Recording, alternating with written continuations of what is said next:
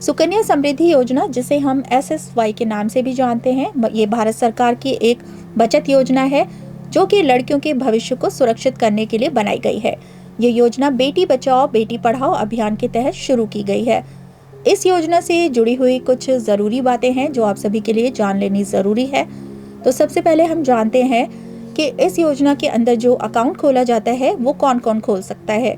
तो जिसकी आयु 10 वर्ष से कम है, जिस लड़की की आयु, उनके माता पिता या फिर जो उनके कानूनी अभिभावक हैं वो इस खाते को खोल सकते हैं। इसके लिए जो एलिजिबिलिटी है वो एक परिवार में अधिकतम 2 बालिकाओं के लिए खाता खोला जा सकता है। अगर हम निवेश की बात करें तो निवेश के तौर पर प्रति वित्तीय वर्ष में जो मिनिमम अमाउंट है वो आप 250 रुपये जमा कर सकते हैं और जो मैक्सिमम है वो 1.5 लाख रुपए जमा किए जा सकते हैं। और इस योजना में जो ब्याज दर है वो सरकार द्वारा निर्धारित किया जाता है और हर तिमाही में यानी कि हर 3 महीने में इसकी समीक्षा की जाती है।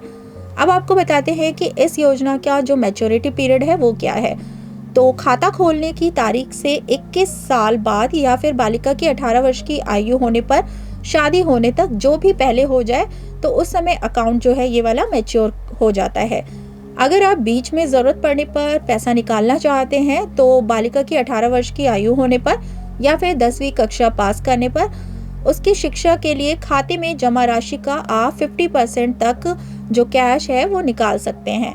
इस योजना का जो सबसे बड़ा लाभ है वो है कर लाभ। जमा राशि पर आयकर अधिनियम की धारा 80C के तहत कर कटौती का लाभ मिलता है और ब्याज दर भी मुक्त है। इस योजना में जो एक सबसे अच्छी सुविधा है वो ये है कि खाते को एक डाकघर से दूसरे डाकघर में या फिर एक बैंक से आप दूसरे बैंक में ट्रांसफर कर सकते हैं।